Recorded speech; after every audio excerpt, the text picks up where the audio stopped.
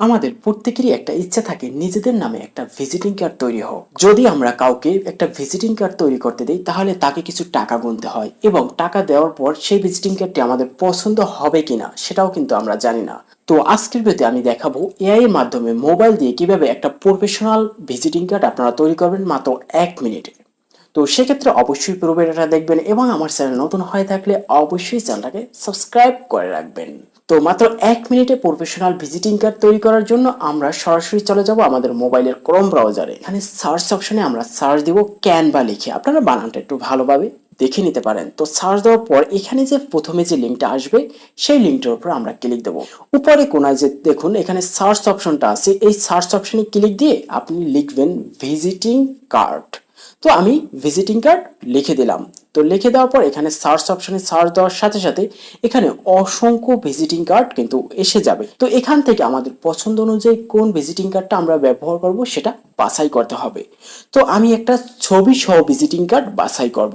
তো দেখুন এই যে ভিজিটিং কার্ডটা আছে, এই ভিজিটিং কার্ডটা কিন্তু ছবি সহ, এই জন্য আমি এই ভিজিটিং কার্ডটাই সিলেক্ট করব। এখানে কিন্তু সরাসরি টেম্পল চলে আসবে এবং দেখা যাবে আমাদের ভিজিটিং কার্ডটা কি রকমের তৈরি হবে। এইটা কিন্তু এডিট করে আমরা আমাদের নাম, ঠিকানা, মোবাইল নাম্বার এবং ছবি বসিয়ে আমাদের মতো ভিজিটিং কার্ড আমরা তৈরি করে নেব।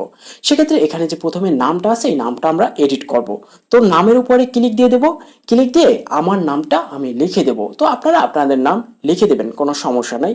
তো নাম লেখার পর নিচে দেখুন আছে ম্যানেজার। আমি চাচ্ছি যে ম্যানেজারই থাক, তো থাকুক ম্যানেজার। তারপর নিচে আছে মোবাইল নাম্বার। মোবাইল নাম্বারের উপরে ক্লিক দিয়ে এখানে এডিট করে আমি আমার মোবাইল নাম্বারটা বসিয়ে দেব। তারপর নিচে আছে ইমেল অ্যাড্রেস।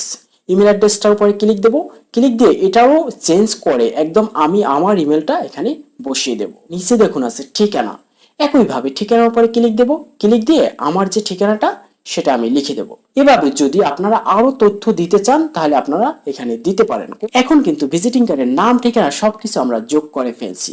এখন আমরা ছবিটা রিপ্লেস করে আমাদের ছবি দেব। এখানে যে ছবিটা আছে সেই ছবিটার উপরে ক্লিক দেব। ক্লিক দেওয়ার পর নিচে দেখুন আছে রিপ্লেস। এই রিপ্লেসটার উপরে ক্লিক দিয়ে দেবো। ক্লিক দেওয়ার সাথে সাথে এখানে যে আপলোড ফাইল, তো এটার উপর আমাদের ক্লিক দিতে হবে। এখানে আমাদের কিন্তু একটা জিমেল অ্যাড্রেস দিতে হবে। তো সেক্ষেত্রে দেখুন এখানে আছে কন্টিনিউ উইথ গুগল। তো আমরা এই কন্টিনিউ উইথ গুগলের উপর ক্লিক দেবো। সাথে সাথে আমাদের ফোনে যত ইমেলগুলো আছে সব ইমেল দেখা যাবে। এখান থেকে যে কোনো একটি ইমেল আপনারা সিলেক্ট করে দিবেন। সিলেক্ট করার সাথে সাথে আবার পুনরায় কিন্তু এখানে নিয়ে আসবে এবং এখানে একটা নতুন একটা অপশন দেখাবে ডিভাইস। তো আমরা এই ডিভাইসটার উপর ক্লিক দেবো। ক্লিক দেওয়ার সাথে সাথে কিন্তু আমাদের গ্যালারিতে নিয়ে যাবে। এখান থেকে যে ছবিটা আমরা ভিজিটিং কার্ডে দিতে চাচ্ছি সেই ছবিটা আমাদের বাছাই করতে হবে।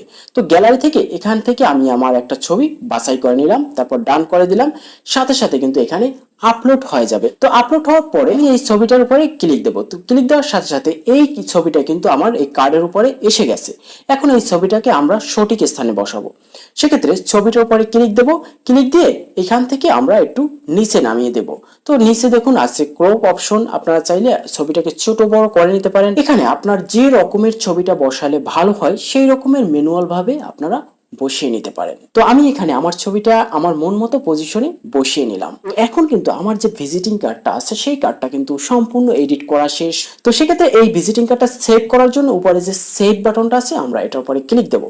ক্লিক দেওয়ার পর নিচে যে ডাউনলোড অপশনটা আছে এটার উপরে ক্লিক দেবো। তারপর পুনরায় এখানে যে নিচে ডাউনলোড অপশনটা আছে এটার উপরে আমরা ক্লিক দেবো। কিন্তু পরিপূর্ণ যে লোড হয় কিন্তু এটা ডাউনলোড হয়ে যাবে। এখন এই ভিজিটিং কার্ডটা সরাসরি কিন্তু আমাদের গ্যালারিতে চলে গেছে।